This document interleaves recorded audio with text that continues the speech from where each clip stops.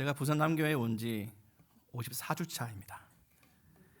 예, 1년 조금 넘었죠. 그동안 놀라고 감동한 점이 한두 가지가 아닌데요. 그 중에는 장로님들에 관한 것도 있습니다. 제가 이렇게 소탈하고 신사적인 분들을 만나 뵙지 못했습니다. 모두 너무너무 좋은 분들입니다.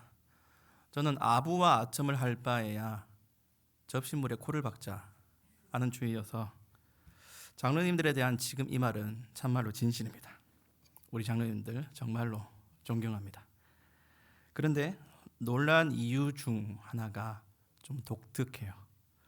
장로님들이 생각보다 라면을 잘 드시더라고요.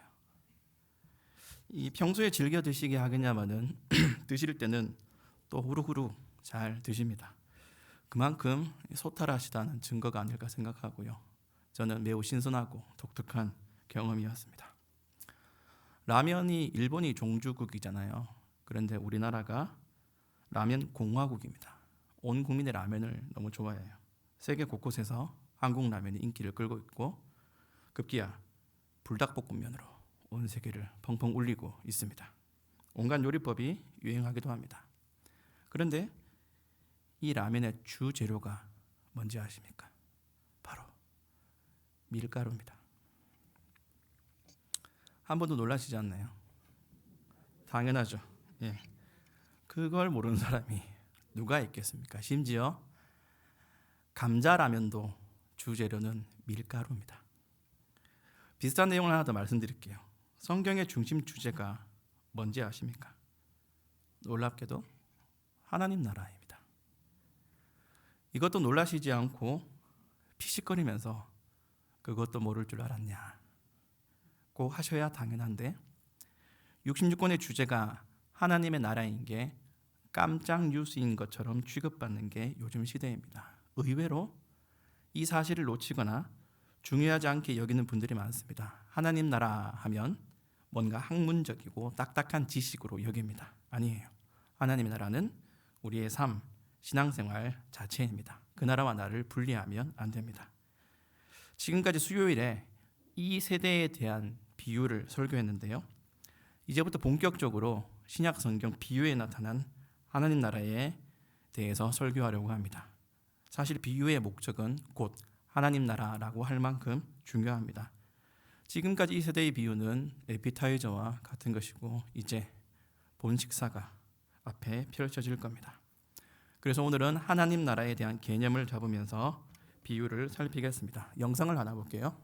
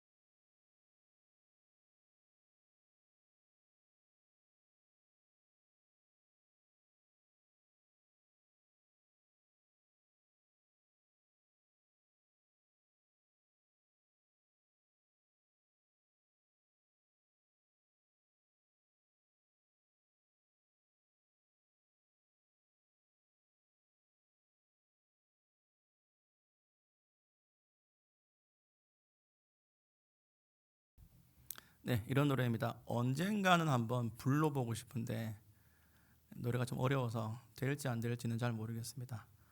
언젠가 부르게 되면 그 가사의 뜻과 의미를 좀 더 잘 새기시면 좋겠다는 생각을 많이 하고요.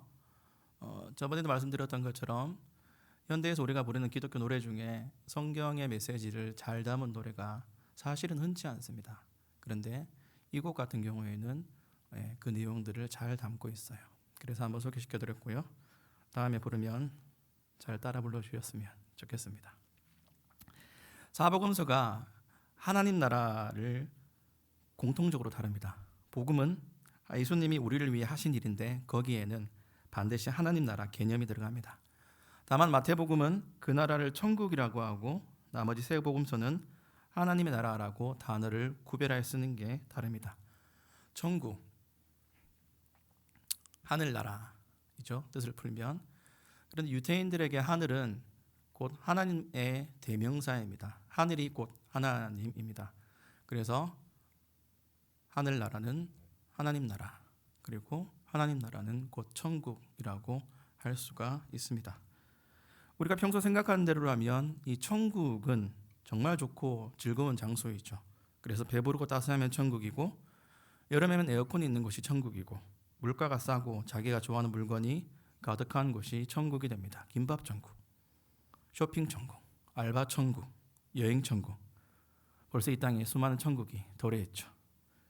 그런데 그런 거 모두 인간 중심의 허상입니다. 하나님 나라는 구성원이 아니라 통치자 중심입니다. 곧 하나님이 태초에 목적하신 나라인데요. 아담에게 순종을 요구하신 건 모든 것을 하나님의 뜻대로 다스리겠다는 의도거든요. 일반적인 국가 개념은 국민 영토 주권이고 주권은 국민에게 있다고 가르칩니다. 그러나 하나님 나라의 주권은 하나님께 있습니다. 민주공화국은 대통령까지도 탄핵할 수 있지만 하나님 나라는 그럴 수 없습니다. 오히려 인간이 쫓겨납니다. 에덴 동산처럼 말이죠. 통치에 반하는 자는 거기서 나가야 됩니다. 예수님이 오셔서 하시는 일은 단순히 지옥 갈 존재들을 천국으로 데려가시는 게 아니라 통치와 순종을 기둥으로 하는 하나님 나라를 회복시키는 것입니다. 에덴의 원형을 회복하는 것이죠. 그래서 하나님 나라를 선포하실 때 회개를 함께 말씀하시는 겁니다. 복음 앞에 엎드려 회개하는 자가 거룩한 나라가 될 수 있습니다. 하나님 나라는 죽어서 간다는 개념보다 물론 가긴 하겠지만 하나님 곁에라는 의미가 더 강하고 하나님의 통치에 순종하여 그 주권이 온전히 드러난다는 개념이 훨씬 강합니다. 내 주권보다 하나님의 주권이 더 이루어지는 상태, 그 상태가 유지되는 시점이 천국이죠. 행복하니까 천국이다 하는 말과 차원이 다른 개념입니다. 하나님께서 우리를 구원하신 것은 하나님께 순종하는 친백성으로 삼기 위해서입니다. 물론 예수 믿으면 행복하죠. 그게 맞습니다. 그러나 예수 믿으면의 결승선이 행복이 되면 안 됩니다. 하나님 안에 있으니까 겪게 되는 것이지 그게 목적이 되면 안 되는 겁니다. 우리는 천국을 상상하면서 우리가 자주 바라는 걱정, 근심, 고민 없는, 땀 흘리지 않는, 미운 사람 하나도 없는 상태만 은근히 기대하는데 하나님 나라는 애초에 그런 곳이 아닙니다. 거기는 짜릿하고 유쾌하고 흥미진진한 밤을 새워도 부족하지 않을 꿈과 환상의 나라 에버랜드가 아니에요. 하나님의 거룩하심이 근본인 거룩한 땅이고 신자들이 모인 공동체고 하나님의 통치를 받고 순종하는 왕국입니다. 교회는 그런 하나님 나라의 속성을 강력하게 드러내는 존재입니다. 이곳에 오면 건강하고 이곳에 오면 뭔가 다른 평안이 있고 사랑이 넘치고 하는 것은 하나님 나라의 본질이 아닙니다. 그 행복한 요소들이 왜, 어째서, 무슨 방식으로 경험되는지가 본질입니다. 그래서 교회는 기어코 순종하고야 마는 공동체입니다. 저마다 각각의 목적을 들고 교회에 왔죠. 자기 목소리로 기도하는 게 있습니다. 원하는 게 분명히 있습니다. 그러다가 기도의 최종 단계에 들어서면 내 주여 뜻대로 행하시옵소서를 고백하게 됩니다. 그게 하나님 나라의 원형이에요. 일어나 드러나 행복하고 어떻게 하면 땅의 권세와 결탁하여서 종교의 수명을 연장할까 하는 것은 교회가 할 일이 아닙니다. 그것은 아직 교회가 하나님의 통치를 온전히 받지 못하고 있다는 증거입니다. 나라가 임하시오며 주기도문으로 기도하면서 너무 부끄러운 일이 아니겠습니까? 교회에 와서 행복할 수 있습니다. 교회에 오니까 기침이 멈추더라. 얼마나 행복한 일입니까? 제 소원입니다. 행복할 수밖에 없습니다. 그런 것이 없더라도 예수님과 동행하니까 행복해요. 인간관계 때문에 많이들 힘들어 하시는데 아무리 찢고 볶고해도 세상에 교회만큼 이해와 사랑과 섬김이 있는 데가 없습니다. 그렇다고 행복하기 위해 나만 위해 오면 안 됩니다. 우리가 부른 찬송을 생각해 보십시오. 마냥 행복하고 기쁘다는 게 아니라 내 영혼이 은총 입어 중한 죄짐을 벗으니까 천국이고, 죄인으로서 추방당했던 그 나라가 가까워지니까 장소와 내 상태가 문제가 아니라 주님과 동행하며 그분의 통치를 받는 것이 천국이라고 고백하는 내용 아닙니까? 이것이 성경 전체에 골고루 퍼져 있는 하나님 나라의 개념과 내용입니다. 예수님은 율법 속에 숨어 있는 그 나라의 개념을 구체적이고 명확하게 알려주시려고 사역하여 주셨습니다. 왕의 통치가 일어나니까 귀신과 부정한 것들, 약한 것들이 물러나게 되는 거예요. 마태복음은 왕이 나타나시니 모두 순종하더라는 내용으로 하나님 나라의 본질을 잘 보여줍니다. 하나님 나라가 예수님을 중심으로 전개됩니다. 그래서 그 나라를 바르게 이해하기 위해 보이지 않았다, 보이지 않는다와 보일 것이다 라는 예수님을 중심으로 일어나는 하나님 나라의 세 가지 형태를 아셔야 됩니다. 예수님이 성육신 하신 후에 그 나라가 임했습니다. 예수님이 승천하신 후에 그 나라가 우리에게 임했습니다. 예수님이 재림하실 때 그 나라가 우리 눈에 보일 것입니다. 교회는 이 시점, 딱 승천과 재림 사이에 존재하는 공동체입니다.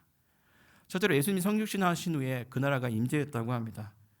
말씀이 육신이 되어 우리 가운데 거하심에 우리가 그의 영광을 보니 아버지의 독생자의 영광이요 은혜와 진리가 충만하더라.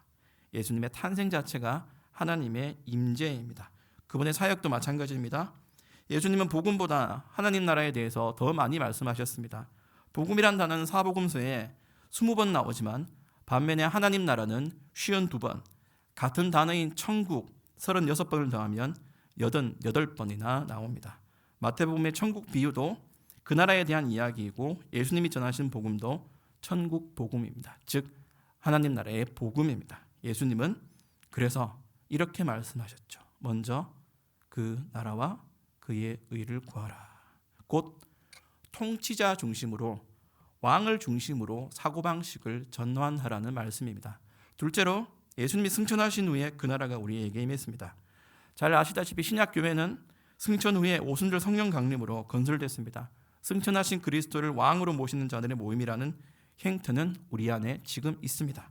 그래서 교회는 그리스도의 몸이고 그리스도께서는 교회를 통해서 일하시는 거죠. 셋째로 예수님이 재림하실 때 그 나라가 우리 눈에 보일 것입니다. 하늘로 가심을 본 그대로 예수님께서 오실 때 각 사람의 눈이 그를 볼 것이라고 하고요. 예수님은 진정한 이 땅의 왕으로 오셔서 온 우주를 다스리시며 영원한 나라를 완성하실 것입니다. 에덴이 회복되는 거죠. 이런 질문을 할 수 있습니다. 하나님 나라를 알면 나에게 뭐가 좋습니까? 머리가 아픕니다. 그런 거 몰라도 신앙생활 하는데 장로되고 권사 되는데 아무 문제 없습니다. 그게 뭐 그리 중요한지 모르겠습니다. 빵집 종업원이 빵을 모른다고 할 수 있겠습니까? 빵을 파는 사람이 안고가 뭔지 도무지 파악을 못하고 있어요. 그냥 한번 잡숴봐요. 배부르면 똑같지 뭐. 이런 말하고 똑같은 거예요. 라면 맛있습니다. 배부른 거 압니다. 무엇을 넣으면 맛있는지 바삭합니다. 깻잎, 달걀, 쌈장, 마요네즈, 파, 마늘, 식초, 커피, 콩나물, 김치, 양파, 랍스타까지 자기만의 조리법이 다 있어요. 저마다 전문가라고 합니다. 그런데 어처구니 없이 이 라면이 밀가루로 만들었다는 사실을 모르는 사람 보셨습니까? 어려운 것도 아니고 조금만 주의를 기울이면 알 수 있는데 관심이 없으면 그럴 수 있습니다. 하나님의 나라는 라면보다 훨씬 중요합니다. 황금으로 반죽한 참깨 라면으로 온 우주를 채운다고 하더라도 하나님 나라의 가치와 비교할 수 없습니다. 그러므로 우리는 이 나라를 설명할 수 없으면 안 돼요. 우리가 곧 교회이기 때문이죠. 승천과 재림의 사이에 있는 하나님의 나라, 그 중심이 바로 교회가 있습니다. 오늘 비유는 이미와 아직 사이에 있는 교회가 세상에서 어떻게 살아야 할지를 가르치는 내용입니다. 즉 오늘날 우리 삶에 그대로 적용할 수 있는 굉장히 중요한 말씀입니다. 이 비유는 하나님 나라를 포함하지 않고는 이해할 수 없습니다. 살아가는데 의식주만 중요한 게 아니죠. 신자는 순종하는 삶이 더 중요합니다. 이 나라에 속했다는 것을 당연히 알아야 됩니다. 밀은 팔레스타인 지방에서 대표적인 밭작물 중 하나입니다. 밀과 포도와 감람, 즉 기름이에요. 밀을 파종하고 나서 조금 있으면 그 밭에 가라지가 올라옵니다. 다른 말로 독보리라고 하는 잡초입니다. 다 자라기 전에는 밀리삭과 가라지는 쌍둥이 같이 똑같아서 구별하기가 힘들어요. 혹시나 가라지를 용케 구별하여서 뽑아내려고 해도 가라지의 뿌리와 밀의 뿌리가 엉켜 있어서 같이 뽑힐 수 있습니다. 예수님께서 가라지 비유를 그렇게 말씀하시고 설명을 해주셨는데 38절에 알곡과 가라지가 뒤섞인 밭은 교회나 그리스도인의 마음이 아니라 이 세상이라고 하셨습니다. 세상에 좋은 씨가 뿌려졌습니다. 즉 하나님의 나라가 임했습니다. 그런데 불안정하게 세상 속에 존재하게 되었습니다. 이 비유에서 예수님이 때를 2번이나 강조하셨어요. 사람들이 잘 때 원수들이 가라지를 뿌렸고 그리고 밭주인은 종들에게 추수 때까지 기다리라고 합니다. 하나님의 때를 기다릴 줄 아는 것이 곧 바른 순종입니다.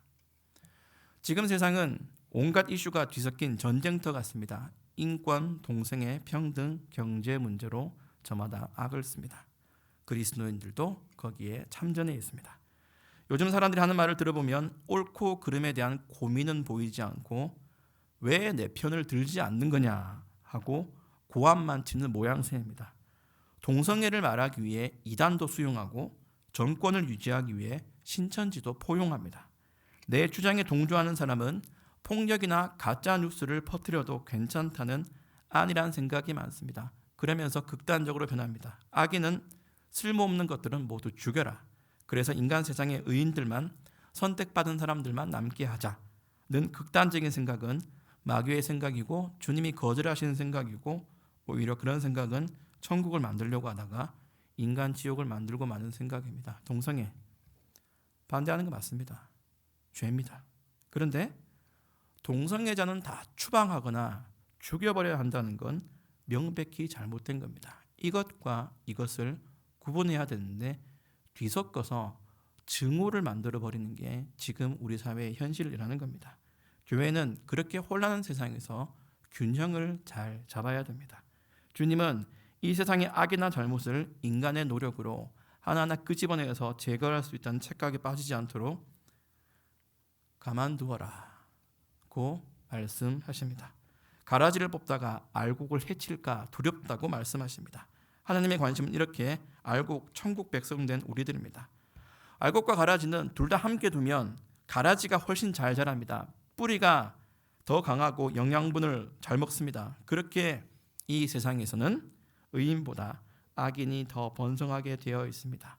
정직하게 사는 사람이 기죽고 적당하게 남도 속이고 비양심적으로 사는 사람이 큰 소리 치는 것을 볼 때마다 마음이 상합니다.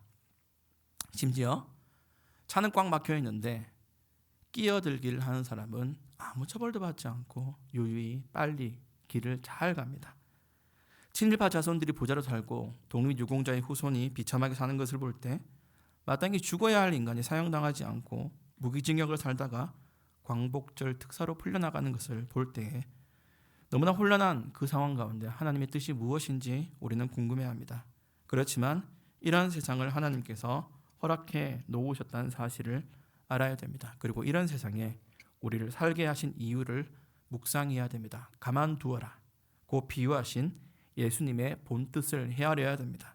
다시 말씀드리지만 하나님 나라는 백성 중심이 아니라 통치자 중심입니다.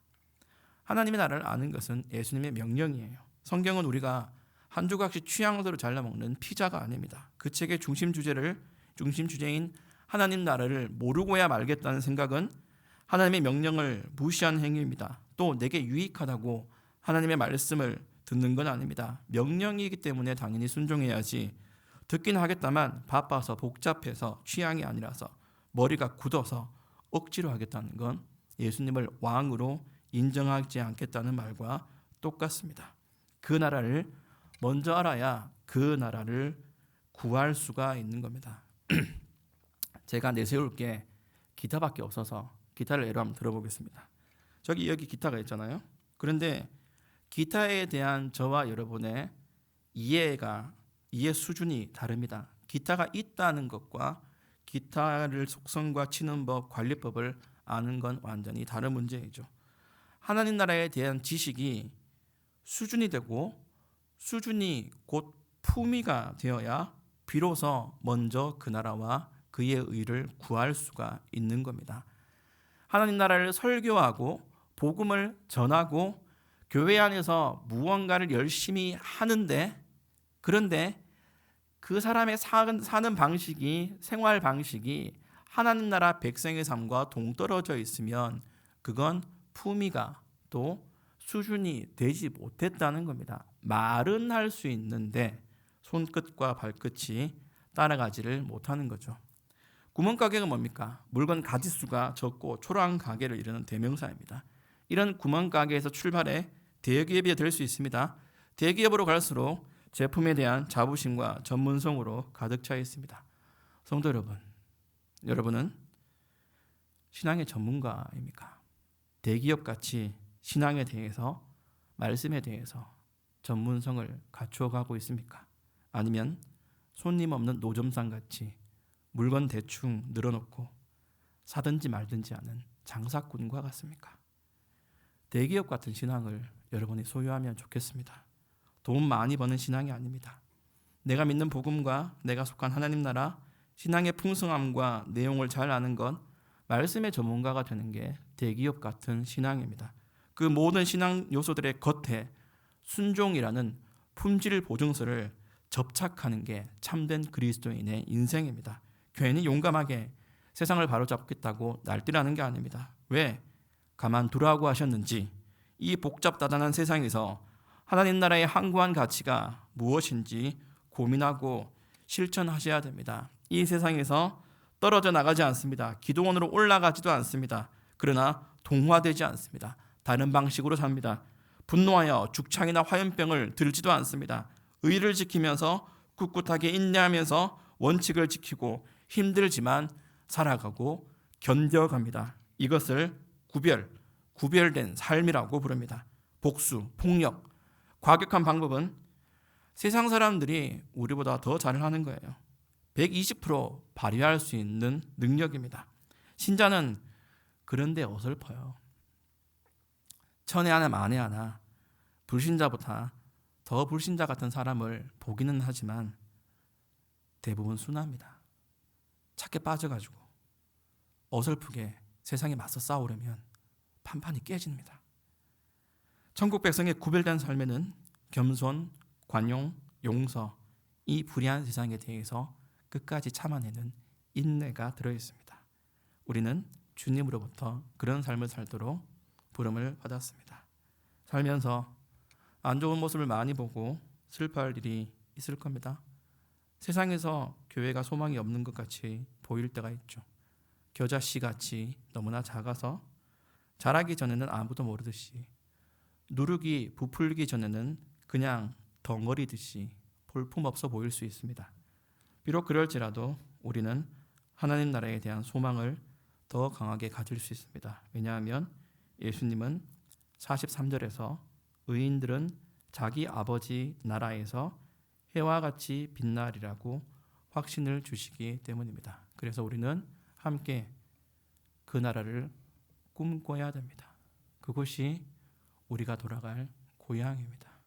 우리가 이 세상에서 나그네같이 없는 자 같지만 돌아갈 본향이 있는 사람처럼 지내야 됩니다. 세상에 대한 심판은 우리의 몫이 아니고 하나님의 몫이고, 심판 때에는 모든 것이 확실하게 갈라지게 될 것입니다. 운전하다 시비가 생길 수 있습니다. 쓰레기 봉투 하나 때문에 이웃과 맞고함을 지를 수도 있습니다. 세상에 대해서 모든 것을 참아내는 것이 우리에게는 불가능한 일입니다. 그렇지만 하나님께서 우리를 이 세상에 좋은 씨앗으로 심으셨음에 그 때를 기다리며 성급하게 세상을 바꾸려 하지 않고 순종하는 내 모습을 회복하는데 최선을 다해야 될 것입니다. 예수 그리스도로 인하여서 의인이라 칭함을 받는 성도 여러분, 그 소망을 가지고 이 세상 속에서 인내하며 잘 견디고 참아내며 겸손한 삶으로 하나님 나라를 이루어 가시기를 바랍니다. 아멘. 기도하겠습니다. 아버지 하나님, 주의 말씀을 저희에게 알려주셔서 감사드립니다. 저희가 생각하지 못했던 것이 있다면 그것을 받아들이며 우리의 사고방식을 바꿀 수 있게 하시고, 우리가 익히 아는 내용이라면